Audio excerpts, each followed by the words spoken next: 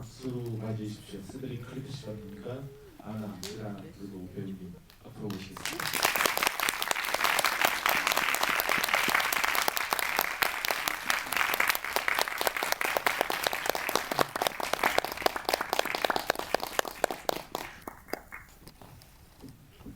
여기 그 부서 통역 바로 필요하신 분이 있으신 건가요? 좀 한번 체크 좀 해주시겠어요? 네, 관객분들 좀. 우리도 한국어 해요. 저희가 편하게 한국어로 말씀드려도 되는 거죠? 네, 알겠습니다. 그 감독님한테 이제 제가 영화 요 앞에 극장에서 한국 처음 오시냐고 여쭤봤더니 두 분 다 처음이시라고 하시더라고요. 먼저 한국을 오신 소감부터 여쭤보도록 하겠습니다.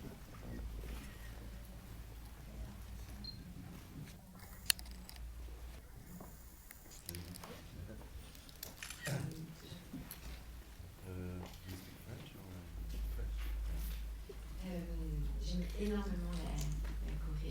J'avais très envie de venir depuis longtemps. Et ça fait 40 plus tard qu'on est ici. Et j'aime beaucoup, beaucoup, beaucoup Séoul. Je suis très contente. 한국에 굉장히 오래전부터 방문하고 싶었는데 이번에 오게 되었습니다. 지금 한국에 머문 지 48시간 정도 되었는데 이미 저는 서울이 너무 좋습니다. Et moi je suis très heureux aussi d'être ici. En fait, je suis jamais venu en Corée et j'attendais beaucoup de venir ici pour plein de raisons. J'ai l'impression que c'est un pays très moderne, ça me tente. Et j'aime beaucoup les réalisateurs coréens. C'est un pays où il y a beaucoup de réalisateurs. Il y a une cinématographie importante et donc j'avais envie de venir ici. 저 역시 한국을 방문하게 되어서 진심으로 기쁩니다. 한 번도 방문한 적이 없는데 꼭 한 번 방문하길 기대했었습니다. 여러 가지 이유가 있는데 특히 한국 감독을 굉장히 좋아하고 한국 배우들도 좋아하고 한국 영화에 관심이 많기 때문에 정말 오고 싶었습니다. 그럼 여기가 박찬욱관이라는 거 혹시 알고 계신지?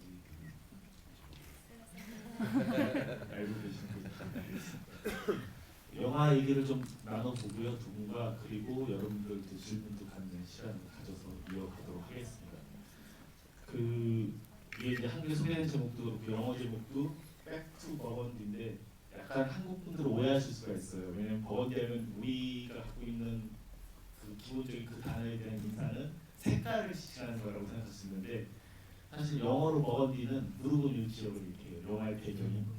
그래서 원래 정확하게 영어식으로 그 풀이하면 부르고뉴로 돌아왔다 이렇게 하는 게 맞거든요. 근데 백투 버건디는 그 와인 마시러 돌아왔나 이런 식으로 오해하실 수 있는 제목이어서 조금 저는 한국 제목을 붙일 때 뭐 차라리 백투 부르고뉴라고 하던가 더 정확하게 이 의도를 알려줄 수 있는 제목이 아닌가 싶은 생각이 드는데 불어는 잘 못하긴 합니다. 불어 제목을 보니까 또 그 뜻은 전혀 다르더라고요. 왜 불어 제목이 더 의미하는 게 더 직접적이라 생각드는데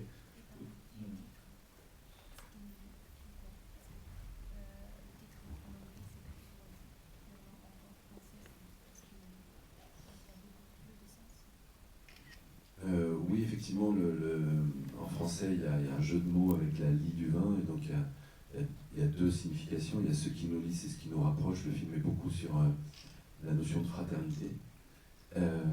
Et il y a cette histoire de la lie du vin qui est, c'est pas juste le lien, c'est aussi ce qui reste quand le raisin a fermenté.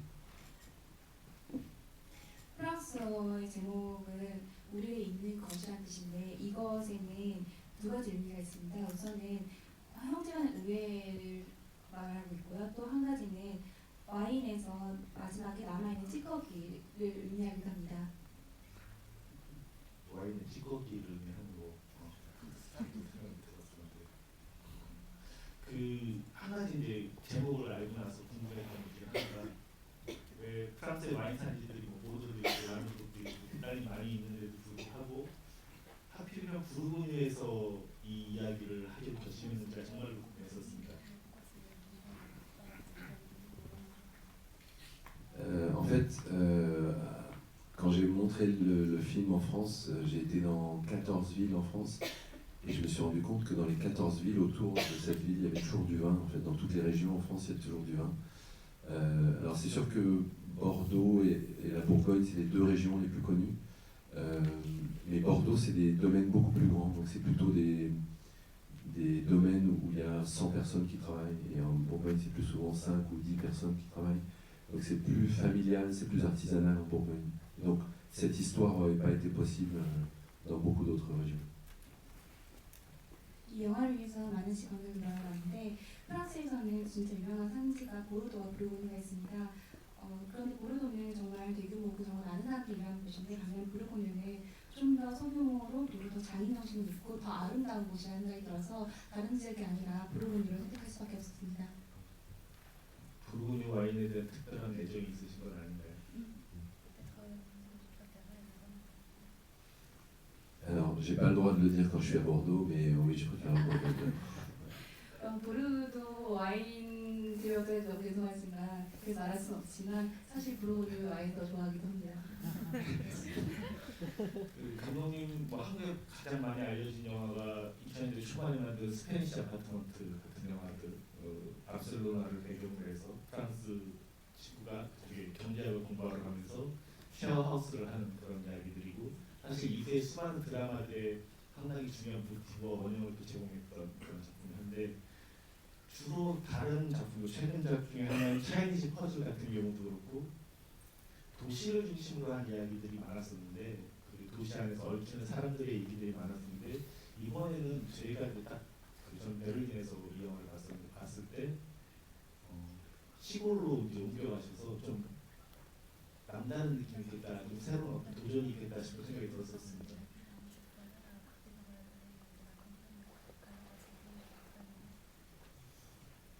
Oui, c'est justement parce que donc c'est mon 12e film et je me suis rendu compte que j'avais fait des films que dans des villes et j'aime bien parler des villes parce que ça raconte des histoires de gens qui sont rassemblés et qui vivent ensemble. Mais là, j'ai eu vraiment besoin de faire un film sur la campagne et sur le fait que la campagne en France, on a toujours une image de quelque chose d'assez archaïque, assez ancien, et en fait la campagne d'aujourd'hui en France est devenue plus moderne. Et justement en Bourgogne, il y a cette notion de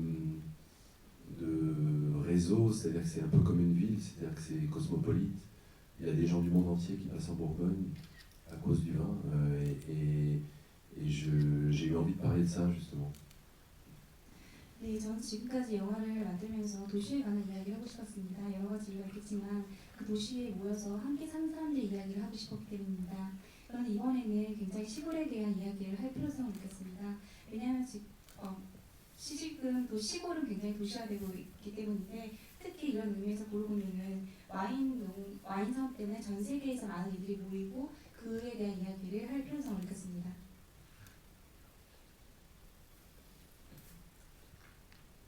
와인을 이제 지키는 한 형제와 이제 자매, 남매들의 이야기라고 할 수 있는 영화인데, 좀 인상적이었던 게 결국에는 가장 중심축에 있는 게 떠난 형도 아니고 장도 아니고 그리고 결혼한 제레미도 아닌 사실은 이제 줄리엣이 그 중심적인 어떤 구심점 역할을 한다는 점에서 이 이야기를 구상하셨을 때 딸이 그것을 가업을 가장 핵심적으로 이어간다는 설정 같은 것들이 좀 특이해 보였었거든요.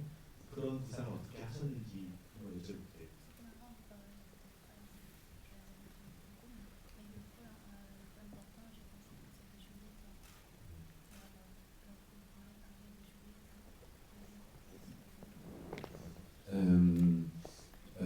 En fait, au départ, vraiment, l'histoire s'est organisée autour de Pio Marmaille et du personnage de Jean, parce que ça structure l'histoire avec son arrivée et son départ. Mais c'est vrai qu'ensuite, on a tourné le film pendant un an, et le fait qu'on tourne en 4 fois, il y a eu 4 tournages en fait, on a tourné à peu près 4 fois 3 semaines pendant un an. Et du coup, à chaque fois, on réécrivait le scénario avec le scénariste. Et au fur et à mesure, le personnage de Juliette est devenu de plus en plus important, et le personnage de Jérémy aussi. Et effectivement, Juliette, elle prend le contrôle du domaine, donc c'est devenu un personnage important. 처음 이 영화를 구상했을 때 피오 마르마이의 이야기부터 주연 배우 장의 역할을 맡았던 피오 마르마이부터 이야기를 시작했습니다. 굉장히 중요한 역할을 맡았는데 이 영화를 1년 동안 촬영을 했는데 총 4번에 걸쳐서 촬영이 이루어졌습니다. 각 주씩 촬영을 했는데 이렇게 1년의 시간을 거치면서 매번 시나리오를 조금씩 수정을 했습니다. 그러면서 점점 줄리엣은 물론이고 제레미의 역할에 점점 비중을 더 두게 되었고 줄리엣이 점점 더 중요한 인물이 되었습니다. 봄, 여름, 가을, 겨울 다 담으시려고 그렇게 촬영 시간 설정했다는 말씀이신 거죠?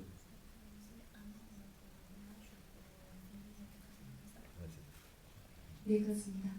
영화의 첫 장면에서도 그 사계가 계속 흘러가는 걸 보실 수가 있는데 그런 시간들이 필요하지 않나 싶습니다.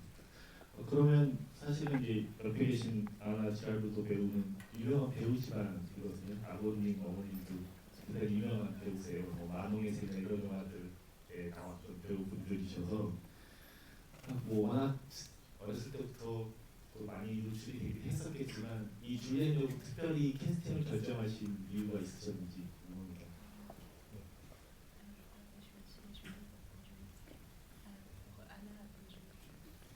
J'ai auditionné toutes les actrices françaises et j'ai choisi la meilleure. 프랑스에 있는 모든 여배우들을 오디션을 보고 그 중에서 최고의 배우를 선택한 겁니다. Non, ce qui est vrai, c'est que j'avais déjà choisi Pio Marmaille et François Civil et que c'était difficile de trouver une actrice qui arrive à jouer avec eux. Et en fait, on a vraiment vu entre 30 et 40 actrices. Et Anna, c'était la seule. Déjà, moi, j'avais très envie de travailler avec elle depuis longtemps, mais c'était la seule où il y avait une complicité avec les deux garçons qui était vraiment très forte. Donc voilà.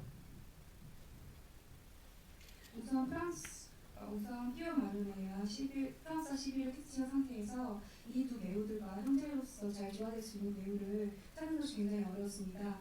아나는 이전부터 제가 함께 늘 작업하기 원했는데 이 두 배우와 형제로서 잘 조화할 수 있는 배우라는 생각이 들었습니다. 그 줄리엣 역을 하신 아나 배우님께서는 처음 이제 같이 작업을 하신 건데 하면서 좀 가장 인상적인 순간이라든가 기억나는 순간이 있으셨을 것 같거든요. 어떤 순간이 있으신지.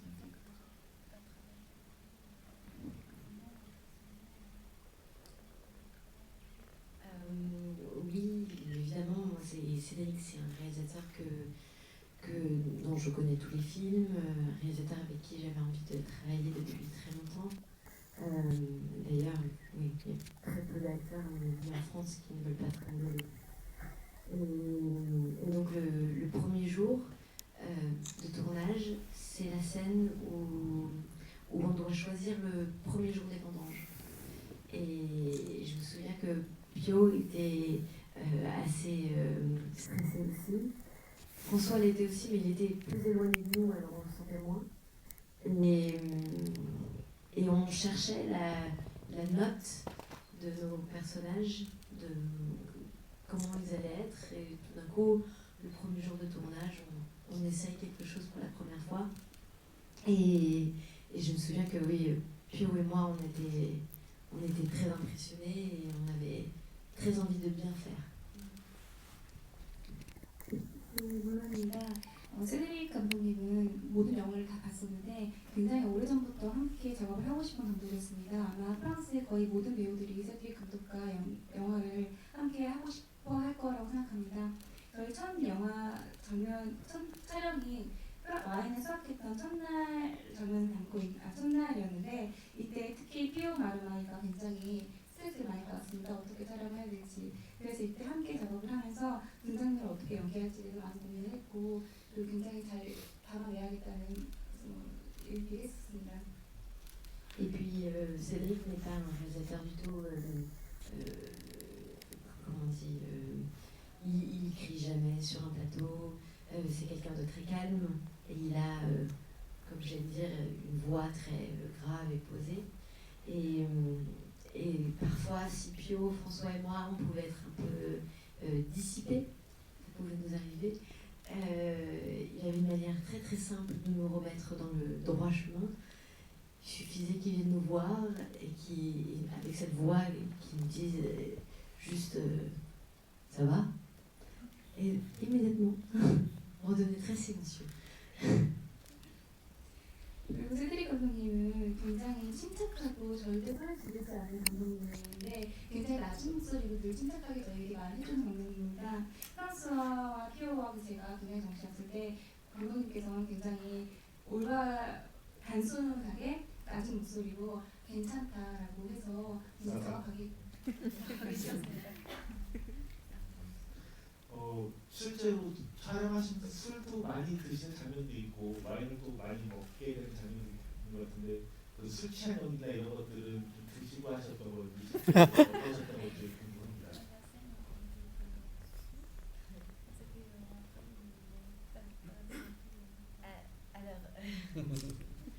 Alors non, le jour du tournage, il était 9 h du matin, donc je ne bus que du jus de raisin. Mais c'est une scène qui a été inspirée de faits réels. Parce que le premier jour la veille, oui, quelques jours avant le début du tournage, on a été accueillis par les Bourguignons, très bien accueillis même. Et François, Pio, Cédric aussi, on a dégusté beaucoup trop de vin de Bourgogne. Et vers 22h, 23h, j'étais complètement KO. Et oui, et quand je bois trop, je perds les consonnes. Voilà. Et Cédric a trouvé ça très drôle et il m'a filmé ce jour-là. Et quelques mois après, il a réécrit une scène et il me dit écoute, on va réécrire cette scène où tu perds l'usage des paroles. Alors j'ai reçu un texte. Le texte, un texte où il manque les consonnes. Et pour m'aider, il m'a montré la vidéo de moi qui saoule. 제가 술에 취했던 장면인데 이 촬영날이 아침 9시에 시작을 해서 이때 마셨던 거는 포도 주스가 다였습니다. 그런데 사실 이 장면은 감독님께서 제 실제 모습을 보고 영감을 받았다고 할 수 있습니다. 이 촬영은 저희가 첫 촬영을 시작하기 며칠 전에 보르고뉴에 사시는 분께 저희 배우를 비롯한 모든 사람들이 초대를 받아서 굉장히 많은 와인을 시음할 수가 있었는데 이때 아침부터 밤 11시까지 많이 마시고 완전 만취를 했었습니다. 제가 그때 제가 완전 취해서 받침 없이 영화 장면처럼 말을 하는 장면을 보고 감독님께서 그 장면을 촬영을 해서 나중에 지금 뒤에 저한테 취한 장면 연기를 위해서 받침이 없는 대사가 적힌 텍스트를 주셨고 그러면서 연기에 도움이 되라고 그 촬영했던 장면을 보여주면서 그렇게 연기를 리얼하고 있는 줄리엣은 대단히 또 자기 주관이 강하고 사실 시골에 살지만 자기 결정이 되게 강한 여성이어서 어떻게 보면 현대적인 여성의 모습들도 꽤 담겨 있다고 생각을 했거든요. 그런 부분에 대해서 어떻게 생각하시는지 좀 여쭤보고 싶습니다.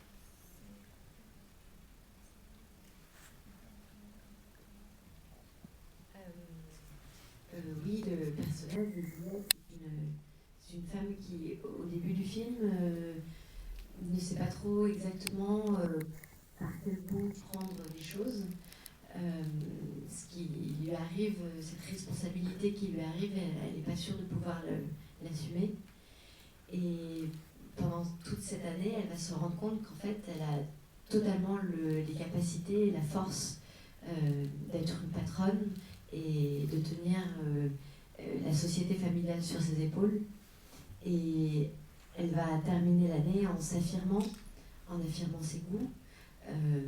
Et c'était important pour Cédric et pour moi de vraiment souligner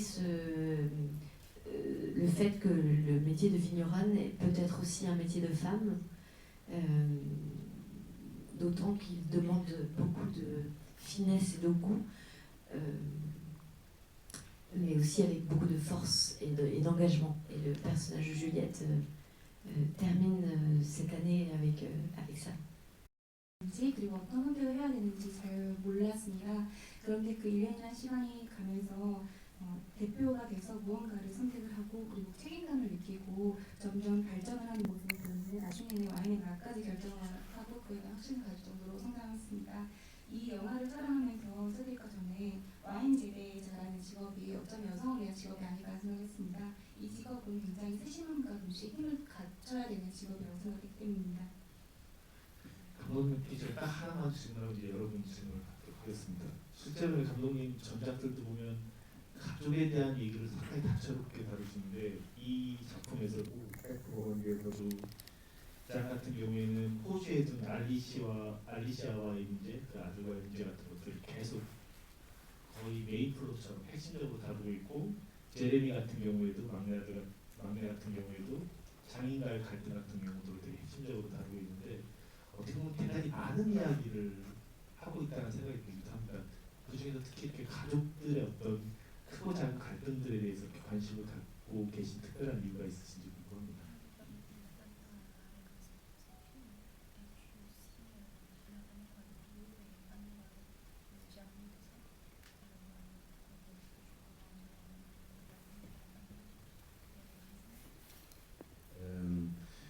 En fait, au début, je voulais faire un film sur le vin et assez rapidement, je me suis dit, derrière le vin c'est une métaphore de quelque chose et je ne savais pas exactement de quoi. Au début, je me suis dit c'est sur le temps qui passe et puis je me suis dit finalement j'avais envie de montrer le destin d'une famille comme ça en un an, de voir comment on fabrique du vin pendant un an et comment il y a une famille qui évolue pendant un an. Et en fait, plus j'écrivais ce scénario et plus je me suis rendu compte que c'était justement les liens familiaux qui m'intéressaient et le fait de faire un parallèle entre la nature qui a des cycles, il y a les 4 saisons, et de voir qu'il y a des cycles aussi dans la vie de quelqu'un. On est enfant, on est adolescent, adulte, ensuite on est parent, qu'il y avait aussi des cycles dans la vie des gens. Et du coup, finalement, derrière le vin, c'est vraiment l'histoire d'une famille qui est racontée.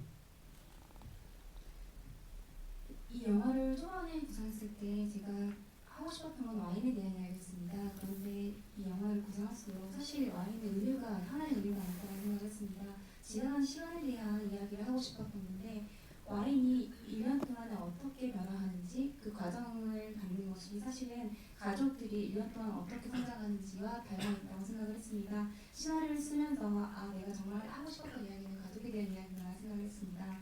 사계절 동안 자연이 변하듯이 한 사람이 아이 그리고 청년 그리고 하나의 아빠가 되는 그 인생을 담고 싶었고 그리고 이 와인 뒤에 정말 있는 것이 가족 얘기가 아닌가 생각했습니다. 알겠습니다. 여러분들 Je voulais juste rajouter une chose, parce qu'il y a en France, les 3 mots importants, c'est liberté, égalité, fraternité, c'est sur tous les monuments en France, c'est ce qui a été dit pendant la Révolution française. Et cette notion de fraternité, c'est un mot très important. Et je me suis posé la question, je ne sais pas si c'est la même chose en coréen, mais le mot fraternité vient de frère. Et je me suis demandé pourquoi dans la société il faut être fraternel, il faut être comme des frères. Et quel est le rapport dans la société avec justement ce lien familial d'être comme des frères et sœurs. Donc on est différents, mais il y a un lien qui est plus fort et qui fait qu'on n'est pas pareil, mais qu'on a des liens, on a des complicités. 한 가지 덧붙이자면 프랑스에 되게 중요한 3가지 가치가 있습니다. 바로 자유, 박애, 평등인데 이 중에서 박애가 우애라는 뜻이기도 한데 이것이 굉장히 프랑스 사회에서 매우 중요한 가치입니다.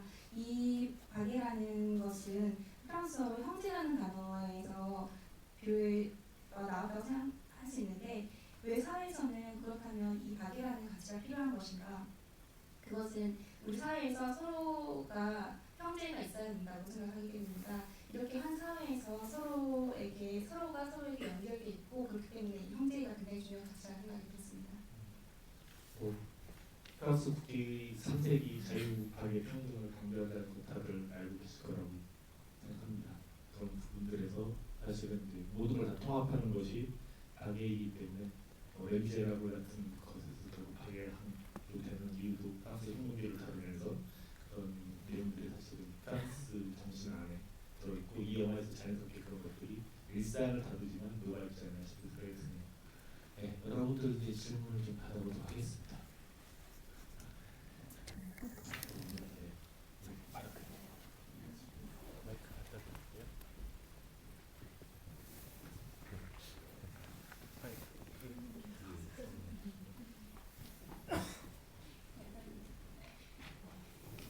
Bienvenue à Séoul, à vous deux.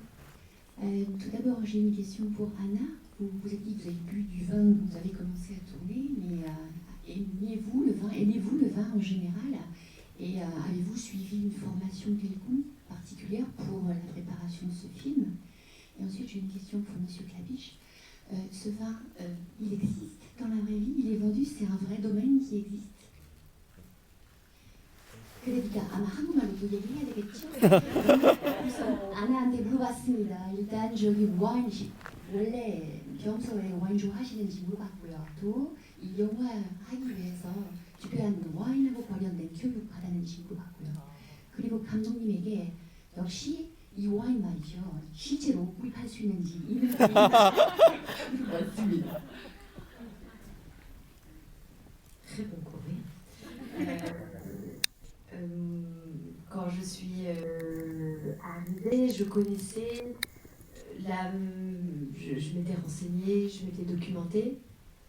J'avais consommé déjà du vin, mais je ne connaissais pas grand-chose. Je pensais qu'on récoltait des raisins, qu'on les mettait dans une cuve, qu'on attendait, et qu'après ça sortait dans des bouteilles. Voilà. Et ce qui est génial, c'est que le personnage de Marcel, Jean-Marc Rouleau, est acteur, mais c'est aussi un vrai vigneron, un très bon vigneron. Et il a été avec nous tout le long du tournage comme conseiller technique. Et il nous a appris énormément de choses, énormément de termes, énormément de gestes. On voulait absolument tous coller à la vérité au maximum. Et puis ensuite, les gens dans la région nous ont ouvert les portes de leur cave, de leur domaine, ont été extrêmement généreux en information. J'ai rencontré des vigneronnes, c'est ce qui m'intéressait énormément. J'ai découvert des vigneronnes féminines et en même temps très travailleuses, qui n'avaient pas peur de passer des heures et des heures dans les vignes. Et elles ont pareil eu l'énorme générosité de nous donner beaucoup de conseils. Et puis le fait d'être resté 1 an, ça nous a permis de voir toutes les étapes de vinification. Et donc la formation, je l'ai eue pendant le tournage.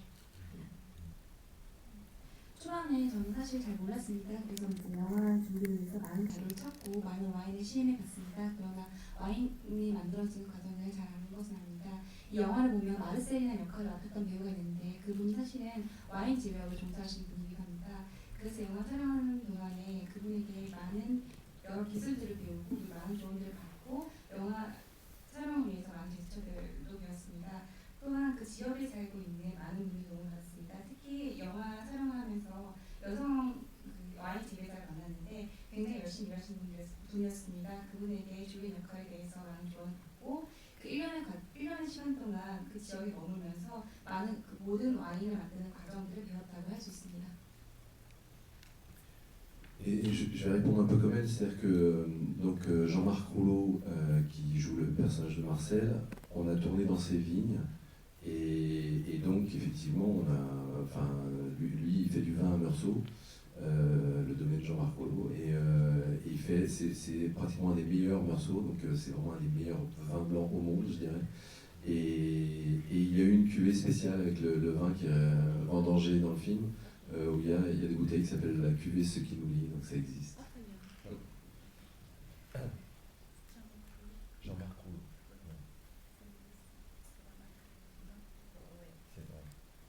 네, 실제로 이 영화에서 나오는 와인 중에 장마꿀로라는 실제로 굉장히 저희가 최고의 와인이라고 할 수 있는 와인이 실제로 판매되고 있고요. 그리고 또 하나의 큐베 Ce qui nous lie, le titre en français. 그 프랑스 제목. 스키눌리라는 그 에티켓에 와인의 에티켓 써있는 와인이 실제로 있습니다. 불어 제목에 그 와인이 실제로 있다는 말씀. 그 마르셀 얘기가 잠깐 나와서 그런데 저는 감독님이 되게 좋아하는 캐릭터 같다는 생각이 들어요. 항상 그 자리에 있는 사람. 뭐 세월이 변해도 시간이 변해도 항상 그 자리에 있는 것 같아서 마르셀이란 배우를 또 어떻게 픽업하게 될지 좀 얘기해 주시면 좋을 것 같습니다.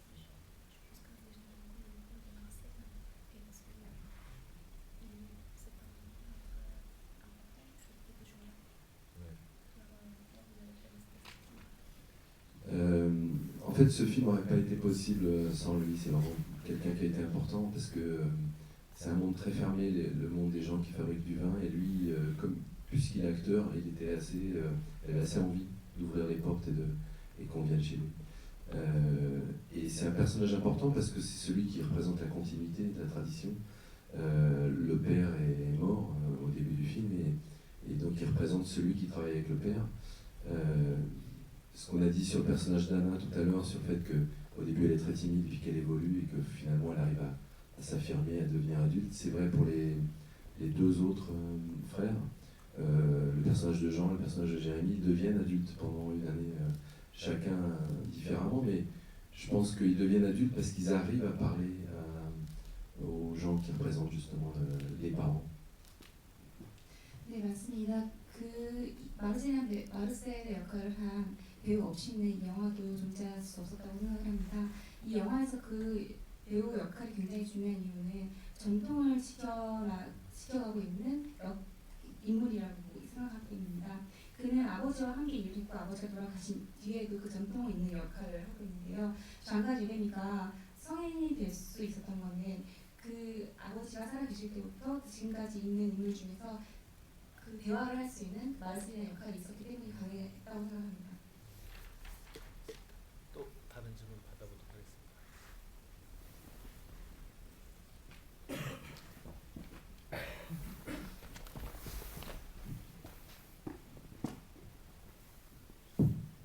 오늘 영화 너무 재밌게 봤고 그 질문하고 싶은 거는 처음 이제 시음하고 이제 포도맛을 볼 때는 이제 새 배우가 약간 다른 색의 옷을 입고 있다고 생각을 했는데 이제 마지막에 최종 시음을 할 때는 그때는 모두 자주색 옷으로 맞춰 입은 것 같다는 생각이 들었거든요. 그거를 약간 의도하셔서 어떤 생각을 담고 하신 건지 궁금합니다.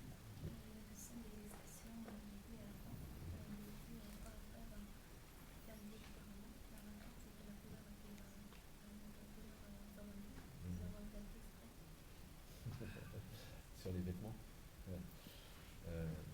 Tout est fait exprès dans un film. 영화의 모든 장면은 다 의도된 거라고 할 수 있습니다. Mais c'est vrai que dans ce film, le travail des couleurs est très précis, je dirais, avec la costumière et avec la décoratrice. Il y avait des séances de travail sur le choix des couleurs. Donc c'était vrai pour la décoration, pour les costumes. Il y a toujours la volonté d'une part d'avoir une harmonie dans le cadre et d'avoir des différences. Donc très souvent les trois frères et sœurs ont des couleurs différentes et c'est des couleurs qui vont ensemble. 이 영화는 특히나 색을 선택함에 있어서 굉장히 신중하게 선택했었는데요. 이 옷과 그리고 여러 가지 색의 세심한 선택을 했습니다. 특히 배경과 잘 어울리기도 어울리는 색을 선택하는데도 주의를 기울였고 그리고 형제들 사이에서도 색이 어울리는 것을 고르는 것도 굉장히 주의를 기울였습니다. Le problème, c'est que parfois on se retrouvait à devoir refaire la scène parce qu'on s'apercevait qu'on était tout le temps, quand on était tous les trois ensemble, en bleu, blanc, rouge, qui sont les couleurs du drapeau français. Et donc du coup, ça n'allait pas du tout. Donc il fallait qu'on les change. 그런데 이 몇 장면에서 다시 촬영을 해야 되는 좀 힘든 일이 있었는데 바로 저희가 옷을 가끔 보면 프랑스 국기 색깔처럼 파란, 빨간, 하얀색을 입고 있었는데 그 색깔을 맞추기 위해서 굉장히 다시 촬영을 하는 어려움이 있었습니다. 의도된 게 많군요.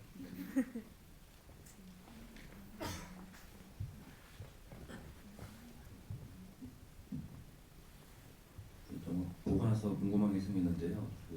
헐리우드 스타들 같은 경우는 프랑스나 유럽의 유명한 와이너리 산지 이렇게 구매하는 경우가 있는데 혹시 두 분도 그러한 와이너리를 보유하고 있는지 갑자기 좀 궁금해져서 아니면 사고 싶은 와이너리가 있는지 궁금해져서 좀 첫 번째 질문 드리는 거고요.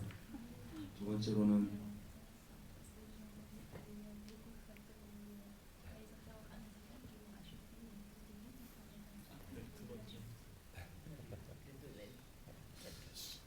Non, après avoir regardé ça pendant un an, je trouve ça très compliqué d'avoir un domaine et de faire du vin. Donc je laisse travailler les spécialistes. J'aurais très envie d'avoir un domaine, mais c'est vraiment compliqué. 네, 1년 동안 촬영하면서 와인 산지를 갖고 있는 게 굉장히 복잡함이라는 걸 깨달았습니다. 그래서 그동안 전문가들에게 남겨두고 싶고요. 물론 사례는 굉장히 좋겠지만 굉장히 힘든데요 생각이 듭니다. Gérard Depardieu, par exemple, a acheté un domaine, mais c'est un faux vignon. Ne croyez pas que c'est pas lui. Gérard Depardieu, il, 네, 유명한 프랑스 배우인 제라드 디파르디유가 와인 산지를 샀는데 와인을 안 만들고 있습니다.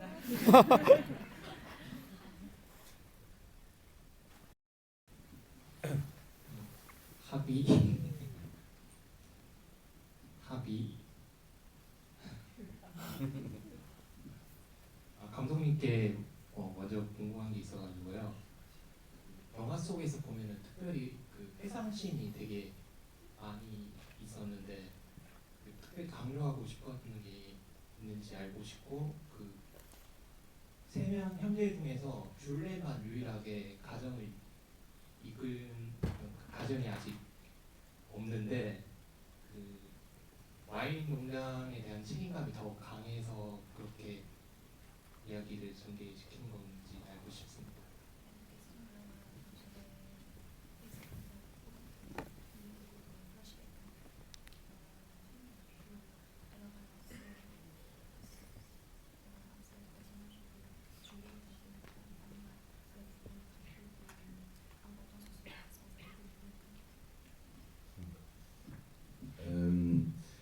Dès le départ, quand on a écrit le scénario avec le scénariste, on avait envie de parler du temps qui passe et on se disait que c'était bien de les montrer à différents âges. Donc c'était important pour nous de montrer l'enfance et justement le dialogue avec l'enfance. En fait, le personnage de Jean, à la fin, il parle avec lui-même quand il est petit et finalement, tout ce qu'il fait en un an, c'est d'arriver à parler avec cet enfant. C'est que lui, il avait des blessures de son enfance, où il gardait un mauvais souvenir du rapport avec ses parents, et que finalement, il arrive à se réconcilier avec son enfance, à résoudre ses problèmes. Donc le rapport à l'enfance, il était très important. Ça se voit d'ailleurs dans la scène où Anna conduit le tracteur. Au début, on a filmé en septembre, c'était la première saison où on tournait, quand elle conduit le tracteur, et je voulais juste qu'elle pleure parce qu'elle est triste que son père est mort. Et ensuite, c'était 6 mois après, j'ai eu l'idée de la montrer petite, apprenant à conduire le tracteur. Et en fait, c'était vraiment important de ne pas juste avoir le souvenir pour le personnage, mais de voir le souvenir du personnage. 우선 초반에 시나리오를 쓸 때 정말 시나리오를 쓴 작가와 정말 쓰고 싶었던 이야기는 지나간 시간에 대한 것이었습니다. 그래서 그 한 인물의 여러 나이대를 보여주는 게 중요했는데요. 이렇게 어린 시절의 본인과 그리고 현재의 관계를 보여주는 게 굉장히 중요하다고 생각했습니다. 특히 장애의 경우에는 어린 시절의 본인과 대화를 하는 장면이 나오고 그리고 아버지와 관계에서 상처를 받았던 그 시간을 보여주면서 이 연결고리를 보여주는 게 굉장히 중요했습니다. 그리고 줄리엣 같은 경우에는 트랙터를 몰면서 과거의 장면과 그리고 아버지를 잃고 나서 눈물을 흘리는 장면이 있는데 그 장면을 보여주면서 보면서 그 등장인물의 추억을 관객들에게 보여주는 것이 중요하다고 생각했습니다. Et sinon, pour le personnage de Juliette, en fait, quand on tournait, elle avait un copain, en fait, et elle se séparait de cet homme-là, et en fait, ça rendait l'histoire trop compliquée. Du coup, on a enlevé ce côté-là, ce qui fait qu'il n'y a plus que la femme de Jean et la femme de Jérémy. Mais c'est vrai que ça concentre sur le fait que ce qui est important pour elle, c'est le travail du vin. 원래 초반에 시나리오 썼을 때는 줄리엣에게는 헤어질 노인 애인이 있었습니다. 그런데 이 이야기를 발전시키면 굉장히 이야기가 복잡해질 것 같아서 결국에는 그 이야기를 없앴고 사실 말씀해주신 것처럼 줄리엣에게는 부여된 일이 더 중요하다고 생각했습니다. 그 플래시백 회상씬이 툭툭 들어오는 것도 독특하지만 저는 이제 어떤 구조적인 면에서 보면 장인 여기 오게 된 이유가 아버지가 아파서 오게 된 건데 처음부터 그걸 보여주지 않고 있다가 나중에 아버지의 편지를 읽게 되는 순간에 그제서야 비로소 만나는 장면들을 뒤에 넣었거든요. 꽤 오랫동안 장이 아버지를 만났을까라는 어떤 궁금증을 갖게 하는 영화이기도 해서 그런 고민도 되게 많이 하셨을 것 같아요. 어떠셨는지 궁금해요.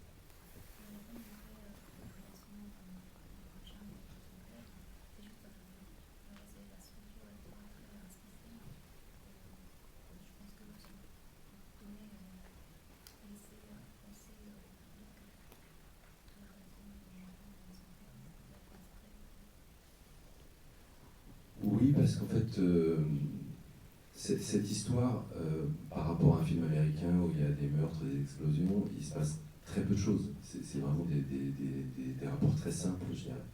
Et donc il fallait quand même arriver à créer du suspense, et le suspense, ou en tout cas la tension dramatique, elle est donnée à la fois par l'histoire de l'héritage, de savoir est-ce qu'ils vont vendre la maison, le domaine, mais aussi sur est-ce que Jean va régler son problème avec son père, ou le problème qu'il a avec son enfance.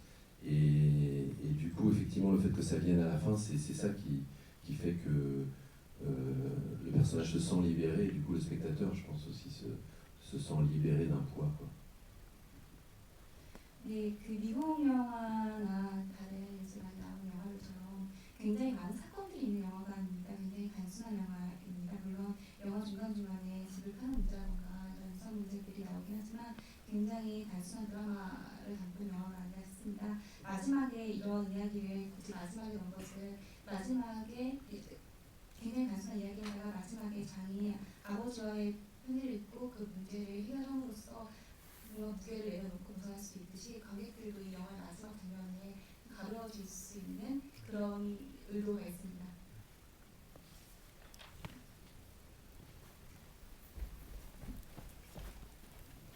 저는 프랑스어로 할게요. 프랑스어로 할게요. 이 질문 아니라 그냥 하고 싶은 말 하고 싶어요. Bonjour. En fait, ça fait quelques mois que j'attends ce film qui sort en Corée parce que en fait, j'ai vu à la télé française puis au Marie quand il est passé sur On n'est pas couché. C'est pour ça que je me suis beaucoup attendue à voir ce film. C'est pour ça qu'aujourd'hui, je suis très très contente de vous avoir rencontré aussi, de voir ce film, même au cinéma, parce qu'en même en Corée, non, c'est pas très difficile, mais c'est vraiment assez difficile de voir le film français en Corée, au cinéma. Donc, je voulais vraiment vous dire que c'était vraiment impressionnant, ce film. En fait, ça m'a fait penser tout de suite au film de Xavier Dolan, Juste la fin du monde, parce que ça commence aussi, ce film commence aussi avec le retour de Guillaume, Gaspard Ullière après quelques années après. Donc j'ai l'impression que ce film montre très bien ce qui nous lie, ça montre très bien qu'est-ce qu'est l'amour, qu'est-ce que la famille, qu'est-ce que en général, dans le sens général, l'humain, la vie. Donc je suis vraiment ravie d'être arrivée à voir ce film. Merci beaucoup. Merci à vous. Est-ce que vous voulez traduire vous-même votre commentaire? 무슨 얘기인지 유학정님 한번 해주세요. 아니 짧게만 말씀드릴게요. 한국말. 그냥 제가 예전부터 이 영화를 몇 달 전부터 보고 싶었는데, 왜냐면 제가 이 남자 주인공을 프랑스 방송에서 이 영화 소개하는 걸 봤거든요. 그래서 지금 만나뵙게 돼서 너무 반갑고, 감독님이랑 배우를 직접, 그리고 프랑스 영화를 한국에서는 영화관에서 보기가 조금 힘든데 이런 기회가 생겨서 너무 좋다고 말씀드렸습니다. 감사합니다. 네, 또 질문.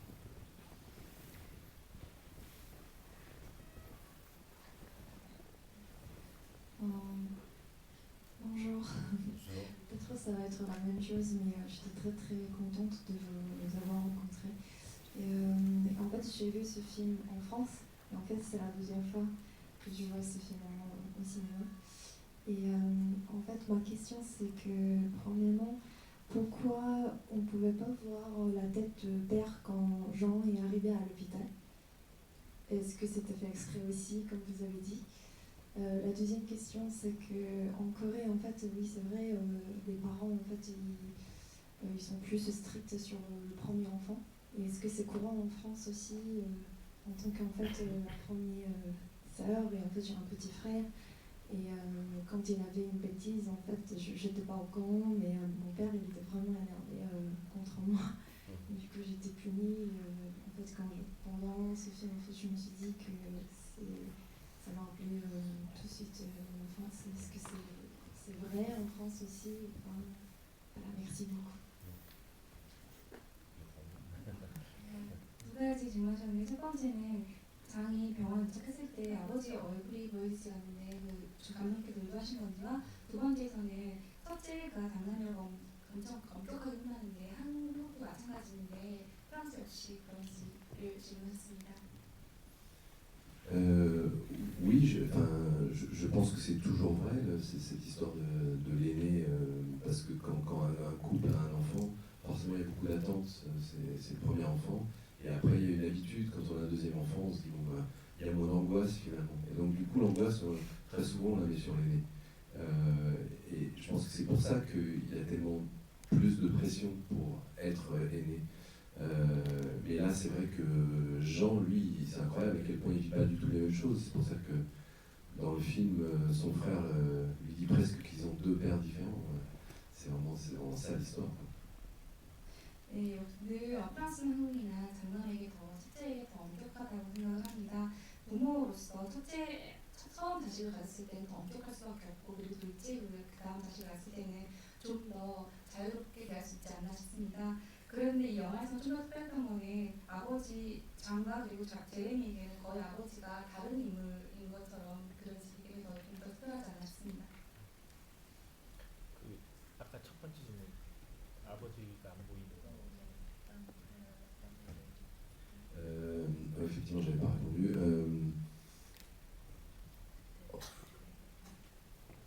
Oui, alors il y a plusieurs réponses. D'une part, c'était compliqué. C'est-à-dire soit je choisissais un autre acteur, on voit le père quand il a 40 ans, et soit il fallait qu'il ait 65, 70 ans. Enfin non, d'ailleurs, oui.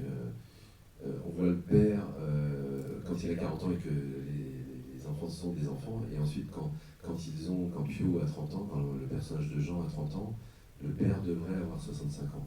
Donc il fallait que je prenne un autre acteur ou que je fasse un système de maquillage ou de masque. C'était très compliqué, et je me suis dit qu'il valait mieux montrer la main, c'est-à-dire que d'une part il y a quelque chose de très symbolique de montrer deux mains, la main de Jean et la main de son père, et de voir que ce lien finalement ça raconte l'histoire d'un rendez-vous raté entre un père et un fils. Et il y a souvent un rendez-vous raté, je trouve, entre les pères et les fils. Et du coup, je pense que le fait de ne pas montrer le visage du père, ça raconte plus ça. 처음에 아버지 역할이 나왔던 젊은 배우가 40살 정도로 나왔는데 그리고서 이제 다 성인이 되고 나서 아이들이 성인이 되고 나서 아버지는 거의 70살 정도가 된 건데 이 아버지 성인이 되고 나서 나이가 든 아버지 모습을 보여주는 게 굉장히 복잡하다고 생각했습니다. 다른 배우를 캐스팅하던지 아니면 40대 아버지 연기를 했던 배우에게 특수분장을 하던지 선택을 했어야 되는데 굉장히 복잡하다고 생각을 했고 결국에는 손만 보여주는 장면으로 대체를 했습니다.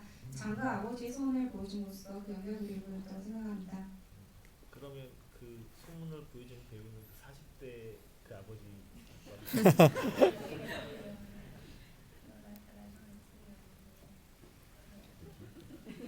C'est un très grand vigneron de Bourgogne, en fait. Il travaille à Meursault, il s'appelle Pierre Moret.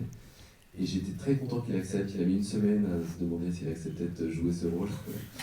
Et je suis très content qu'il ait accepté parce que je sais que pour Pio, qui jouait avec ce monsieur, c'était très important que ce ne soit pas juste un figurant. Non, c'est pas vrai.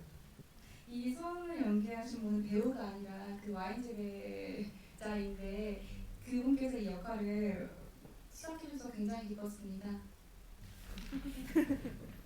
일한 손을 보여줘야 되니까 그렇겠네요. 알겠습니다. 네, 이제 한두 질문만 더 받고. 네.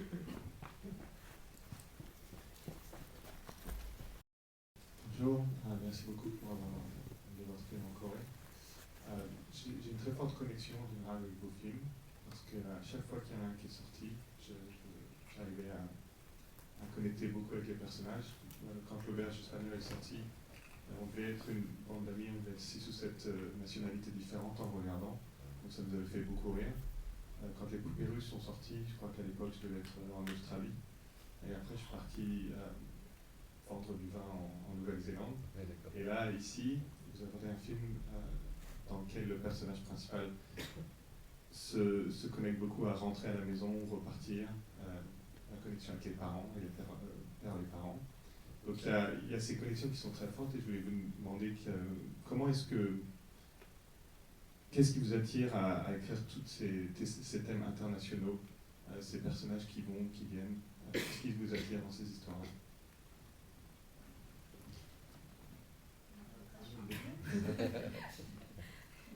우선 감독님 영화 굉장히 좋아하고 질문을 요약해서 말씀드리면 이 영화에서 장난 인물이 해외로 떠났다가 다시 돌아오는 이야기를 그리는데 이렇게 해외로 떠났다가 다시 그 나라로 돌아오는 인물에 대해서 그린 이유가 있는지요?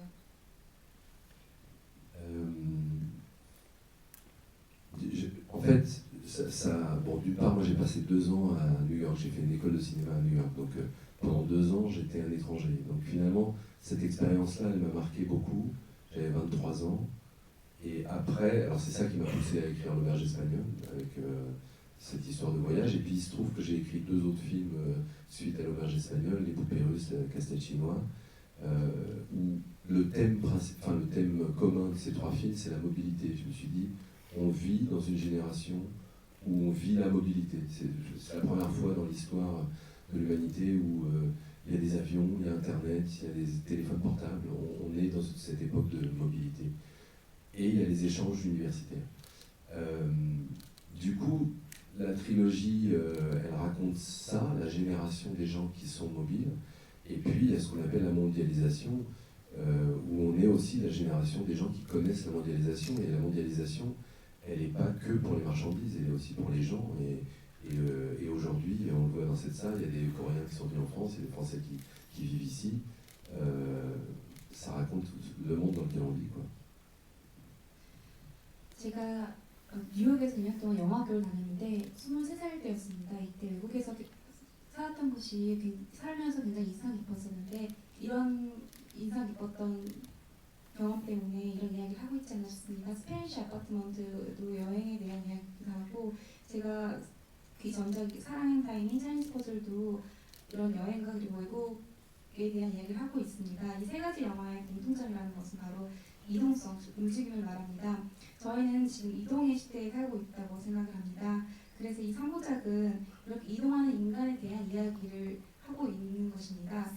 저희는 지금 세계화 시대에 살고 있는데 이 세계화는 단순히 상품뿐만이 아니라 인간에 대한 이야기이기도 합니다. 이제 그 시간을 이제 정리해야 돼서 마지막으로 두 분께 인사 듣고 자리를 마무리하도록 하겠습니다.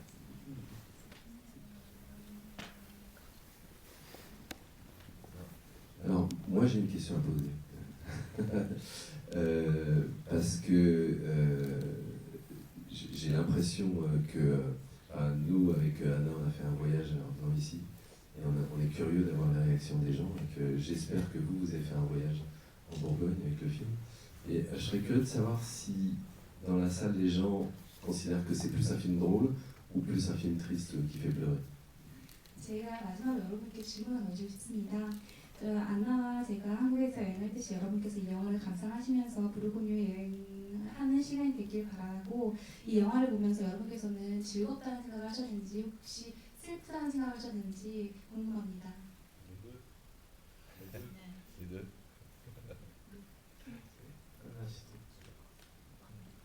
Plus gai que triste, tu sais. Nostalgique.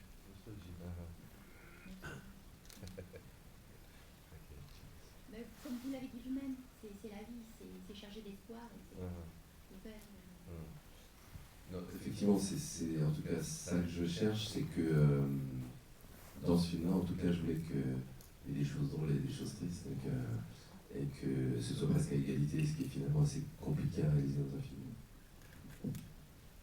제가 제가 하고 싶었던 이야기입니다. 슬프기도 하면서 되게 기쁘기도 한 이야기인데 이런 것들이 사실 영화로 담기 가장 어려운 게 아닌가 싶습니다.